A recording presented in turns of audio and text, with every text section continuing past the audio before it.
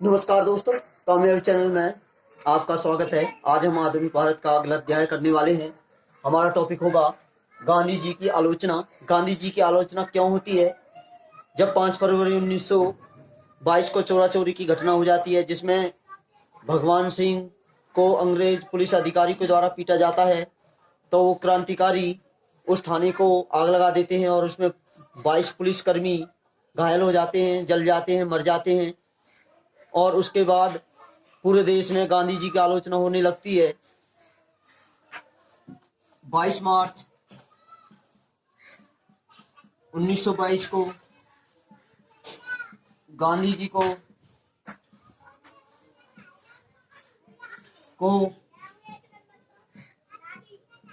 गिरफ्तार कर लिया जाता है। गांधी जी को गिरफ्तार कर लिया जाता है। तो पूरे देश में गांधी जी की आलोचना होती है। गांधी की आलोचना पूरे देश में गांधी की आलोचना शुरू होने लगती है। और सी.आर. दास, मोतीलाल नेहरू, अजमल खान, सी.आर. दास, मोतीलाल नेहरू, अजमल खान ये कहते हैं कि हमें विधान परिषदों का बहिष्कार करना बंद कर दें और इसलिए इन्हें समर्थक परिवर्तन कहते हैं। लेकिन वल्लभ भाई पटेल,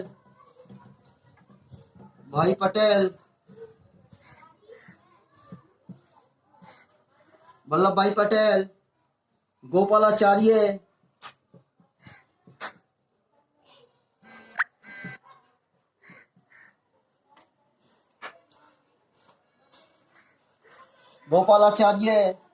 और एम.ए.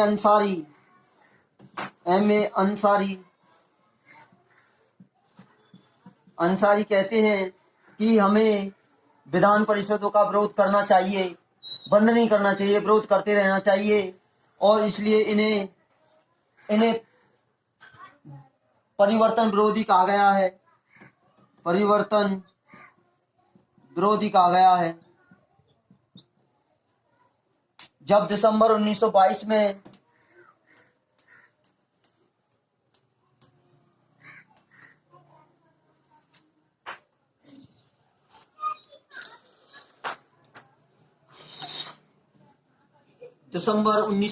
में कांग्रेस का 1922 में कांग्रेस का गया अधिवेशन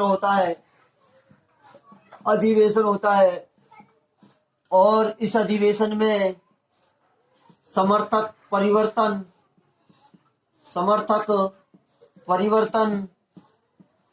और परिवर्तन विरोधी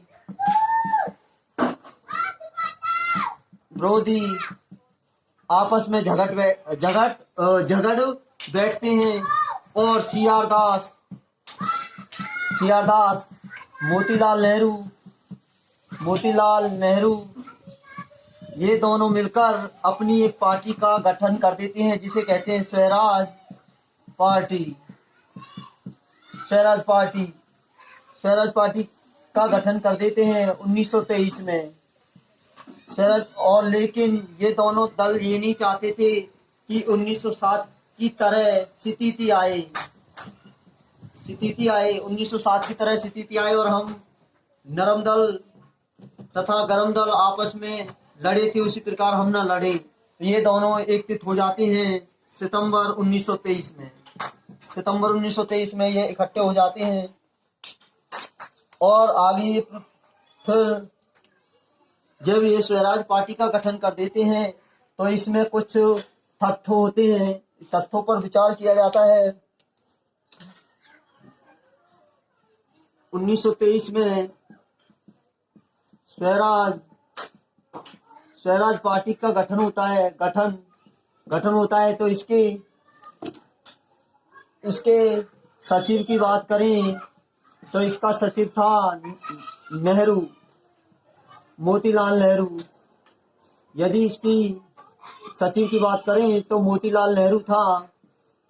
और यदि इसके अध्यक्ष की बात की जाए तो इसके अध्यक्ष था CR दास। और ये कुछ तथ्य भी रखते हैं, कहते हैं कि संघर्ष के इस स्वराज पार्टी के द्वारा संघर्ष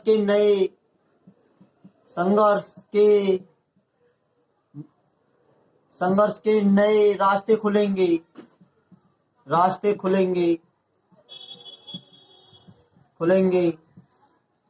दूसरी बात कहते हैं, असहयोग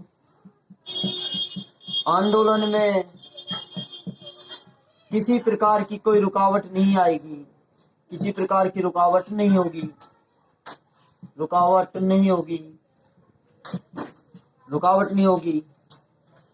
और इनकी जो उपलब्धि होती है, इनकी जो विजय होती है, सबसे ज्यादा 1925 की बात होती है तो विट्ठल भाई पटेल को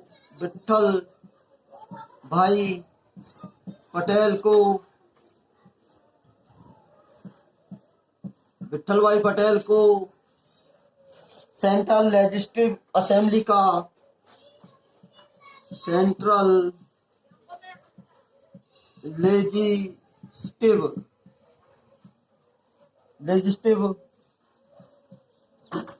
असेंबली का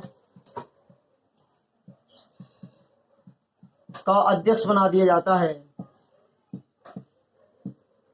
तो इनकी सबसे जो मुख्य विजय थी वो थी विट्ठल भाई पटेल को सेंट्रल लेजिस्लेटिव असेंबली का अध्यक्ष बना दिया जाता है। और 1925 में एक और घटना घटती है जिसे कहा जाता है एक communist party of India, communist party of India की कानपुर में स्थापना होती है। कानपुर में स्थापना हो जाती है। कम्युनिस्ट पार्टी ऑफ इंडिया की कानपुर में स्थापना हो जाती है। अब हम बात करें भारतीय युवाओं की क्या सक्रियता रही, तो अगला हमारा टॉपिक होगा भारतीय युवाओं की सक्रियता। भारतीय युवाओं की क्या सक्रियता रही। तो सबसे पहले बात करें 1928 की बात है। गुजरात के बारदोली किसान आंदोलन की बात करें तो इसका जो नेतृत्व किया था सरदार वल्लभ भाई पटेल ने किया था इसका नेतृत्व। आगे बात करें तो 1920 में अखिल भारतीय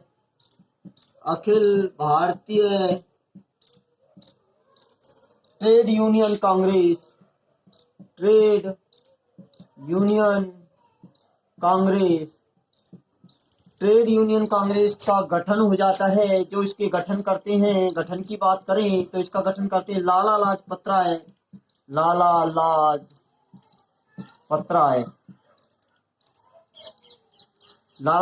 राय इसका गठन कर देते हैं और लाला लाजपत राय इसके अध्यक्ष होते हैं।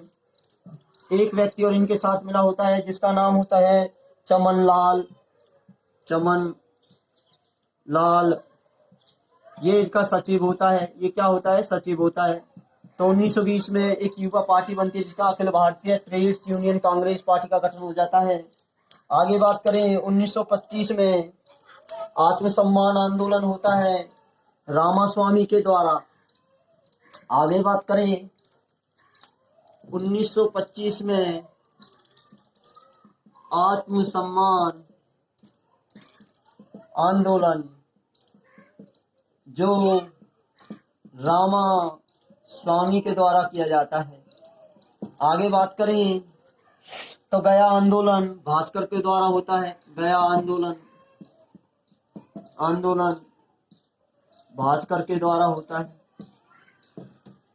आगे बात करें महारो का आंदोलन। महारो का आंदोलन, महारो का जो आंदोलन होता है वो महाराष्ट्र में होता है। महाराष्ट्र में होता है और किसके द्वारा होता है? इसे बी.आर. अम्बेडकर करते हैं। बी.आर. अम्बेडकर के द्वारा होती है। और आपको बता दें 1924 में गांधी जी जेल से रिहा हो जाते हैं और 1924 के बेलग्राम कांग्रेस के अधिवेशन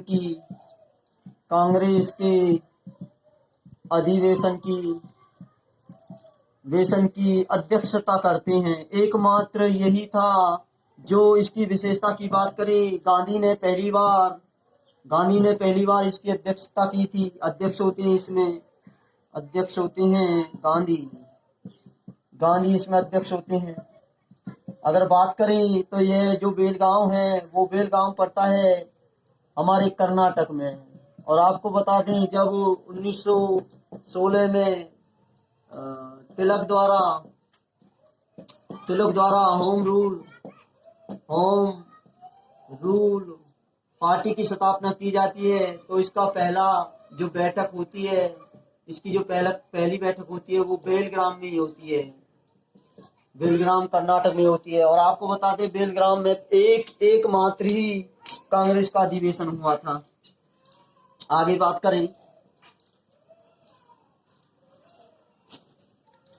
बात करें हिंदुस्तान रिपब्लिक। अब देखो कुछ क्रांतिकारी की घटनाएं हमारे पंजाब, उत्तर प्रदेश और बिहार में भी फैलने वाली हैं।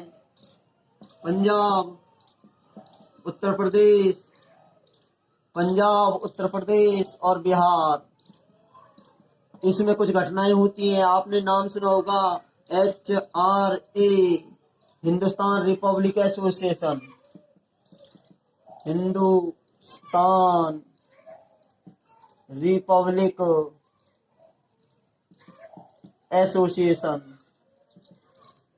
अगर इसकी गठन की बात करें तो इसका जो गठन होता है, गठन की बात करें तो इसका गठन 1924 में कानपुर के अंदर होता है। और पूछी जाए किसके द्वारा होता है तो एक होता है हमारे पास योगेश चंद्र, राम प्रसाद बिस्मिल, योगेश चंद्र, राम प्रसाद बिस्मिल के द्वारा योगेश। और एक और व्यक्ति था जिसका नाम था सचिंद्र नाथ। इन 3 व्यक्तियों के द्वारा कानपुर में HRA, हिंदुस्तान रिपब्लिक एसोसिएशन की गठन कर दिया जाता है। और आपको बता दें कि 1926 में भगत सिंह द्वारा एक सभा का होता है जिसे कहते हैं नौजवान सभा का गठन होता है। सभा का गठन आपसे पूछा जाए सभा का गठन का किसने की थी तो आपका उत्तर होगा भगत सिंह ने। कब की थी? 1924 में। और आगे बात करें भगत सिंह ने सुखदेव के साथ मिलकर लाहौर छात्र संघ का भी गठन किया है। भगत सिंह ने सुखदेव के साथ मिलकर, भगत सिंह और सुखदेव ने दोनों ने लाहौर छात्र संघ का भी गठन किया है। का भी गठन किया है। अब आगे चलें, जब हमारी HRA होती है हिंदुस्तान रिपब्लिक, ये एक घटना को अंजाम देती है जिसे कहती हैं काकोरी कांड। तो 9 अगस्त 1900 अब हम बात करते हैं काकोरी कांड। काकोरी कांड, अब इसका नाम बदलकर इसका एक्शन कर दिया गया है। तो ये 9 अगस्त 1922 को सॉरी 9 अगस्त 1922 नहीं, सॉरी जी, 9 अगस्त 1925 को, 9 अगस्त 1925 को होती है यूपी के लखनऊ रेलवे लाइन पर 8 डिब्बों की रेलगाड़ी के धन को लूट लिया जाता है। और जैसे ही धन को लूटते हैं तो इसमें अंग्रेज कुछ क्रांतिकारियों को सजा सुनाते हैं। अगर बात करें तो काकोरी कांड में दिए गई फांसी किसी किसे होती है, फांसी की बात करें तो फांसी होती है राम प्रसाद बिस्मिल को होती है। अशफाक उल्ला खान को फांसी होती है। राजेंद्र लहरी और एक और व्यक्ति है जिसका नाम है रोशन सिंह, इन सभी को फांसी दे दी जाती है। और चार व्यक्तियों को आजीवन कारावास होता है। जबकि 17 व्यक्तियों की बात करें तो इन्हें लंबी सजाएं सुनाई जाती हैं। और एकमात्र व्यक्ति होते हैं जो कभी भी नहीं पकड़े जाते, फरार हो जाते हैं, जिसे कहते हैं आजाद, चंद्रशेखर आजाद। और इसका फिर जोर शोर से विद्रोह होने लगता है। इसके बाद क्रांतिकारी विद्रोह करने लगते हैं। तो 1928 में दिल्ली के फिरोज शाह मेहता कोटला स्टेडियम में 1928 में विद्रोह के बाद क्रांतिकारी दिल्ली के फिरोज शाह कोटला स्टेडियम में मिलते हैं और HRA का नाम बदलकर HSRA कर दिया जाता है, हिंदुस्तान सोशलिस्ट रिपब्लिक पार्टी। इसका नाम बदलकर ये हो जाता है। और इस पार्टी में यह निर्णय लिया जाता है कि हिंदुस्तान रिपब्लिक एसोसिएशन, इसका नाम हो जाता है हिंदुस्तान सोशलिस्ट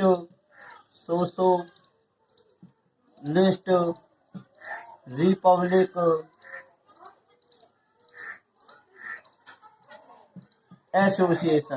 एसोसिएशन। और ये निर्णय लेते हैं कि हम सैंडर्स की हत्या करेंगे। ये इसके जो चंद्रशेखर आजाद, भगत सिंह, बटुकेश्वर, सुखदेव आदि जो नेता होते हैं हिंदुस्तान सोशलिस्ट रिपब्लिक एसोसिएशन के जो नेता होते हैं, वो प्रण ले लेते हैं कि अब हम 1928 में हुई घटना जिसमें लाला लाजपत राय मारे जाते हैं साइमन कमीशन का विरोध करते हुए, तो अब हम पढ़ते हैं सैंडर्स हत्याकांड।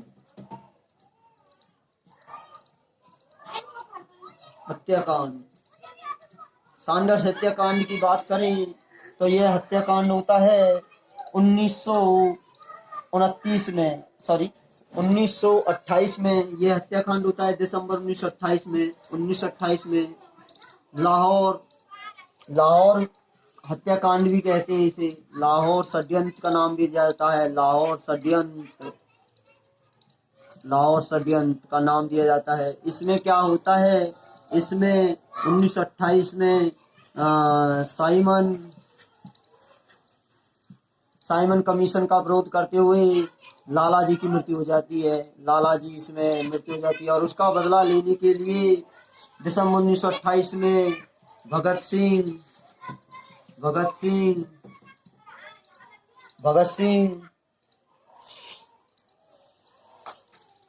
चंद्रशेखर, राजगुरु चंद्रशेखर आजाद,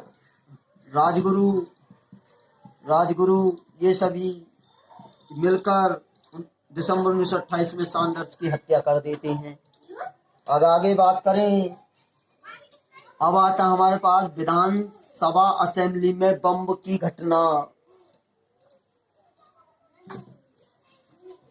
विधानसभा असेंबली में बम की घटना।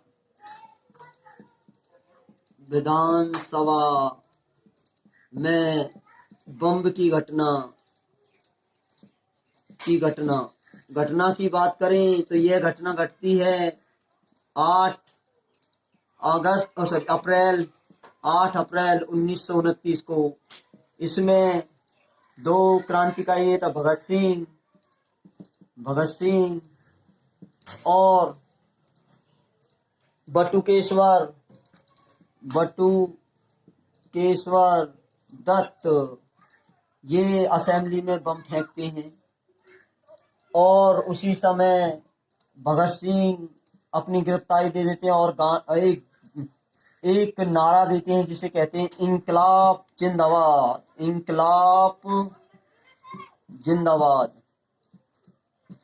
जिंदाबाद का नारा भगत सिंह के द्वारा इसी दौरान दिया जाता है। अब बात करें जतिंदा। अब बात करें कि जतिंदा के बारे में। जतिंदा की बारे में बात करें तो इन्होंने 63 दिन उन्होंने भूख हड़ताल की थी और भूख हड़ताल के कारण ही ये जेल में इनकी मृत्यु हो जाती है।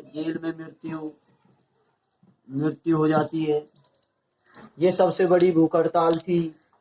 आगे बात करें तो भगत सिंह, राजगुरु और सुखदेव।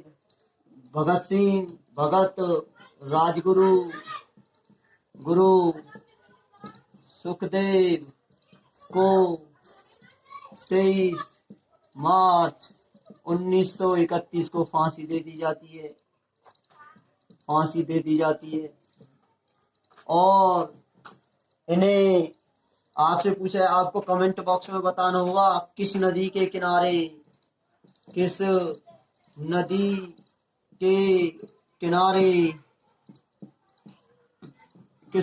किनारे इनको दाह संस्कार होता है। किस नदी के किनारे इनका दाह संस्कार होता है, तो आपको कमेंट बॉक्स में छापना होगा। आगे बात करें, अब हम आगे बात करते हैं चटगांव सत्याग्रह लूट। तो आपको बताना होगा किस नदी के किनारे भगत सिंह, राजगुरु और सुखदेव के शवों को जलाया जाता है या दाह संस्कार किया जाता है। चटगांव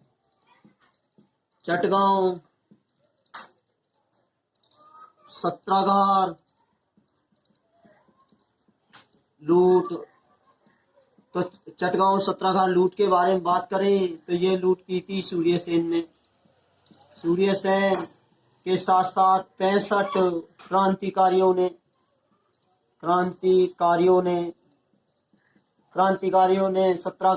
चटगांव के सत्याग्रह को लूट लिया था। पूरी तरह से पूरे हथियारों को इसने लूट लिया था।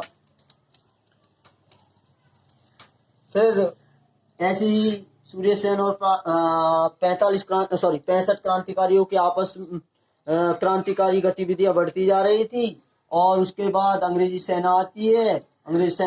सूर्यसेन और 65 क्रांतिकारियों के मध्य झड़प होती है, आपस में लड़ाई होती है। लड़ाई होने के बाद फरवरी 1933 में सूर्यसेन को गिरफ्तार कर लिया जाता है और 1934 में इन्हें फांसी दे दी जाती है। फांसी दे देते हैं। तो अब 1933 में एक और घटना घटती है। राजद्रोह का आरोप लगाकर सुभाष चंद्र बोस आरोप लगाकर पंडित जवाहरलाल नेहरू को 2 साल के लिए सजा सुना दी जाती है। 2 साल की सजा दे देते हैं, जेल में गिर देते हैं। आगे बात करें, चटगांव में एक और पार्टी का गठन होता है जिसे इंडियन रिपब्लिक आर्मी कहते हैं। इंडियन रिपब्लिक आर्मी, AR की। और बात करें तो इसकी जो स्थापना होती है, कौन कौन करता है, तो इसमें मुसलमान भाई होते हैं, तुन्नू मियाँ, तुन्नू मियाँ, तुन्नू मियाँ, फकीर अहमद, फकीर अहमद, और एक व्यक्ति था मीर अहमद, मीर अहमद, अहमद। ये 3 व्यक्ति होते हैं, फकीर अहमद, तुन्नू मियाँ और मीर अहमद। ये तीनों मिलकर मुस्लिम भाई होते हैं, तीनों मुस्लिम होते हैं, मुस्लिम भाई होते हैं, मुस्लिम भाई होते हैं। ये मिलकर इंडियन रिपब्लिक आर्मी ARI की गठन कर देते हैं। और चंद्रशेखर आजाद के कहने पर भगवती चरण बोहरा, भगवती चरण बोहरा के द्वारा एक पुस्तक लिखी जाती है। पुस्तक की बात करें, ये एक पुस्तक लिखते हैं जिसे कहते हैं द फिलोसॉफी ऑफ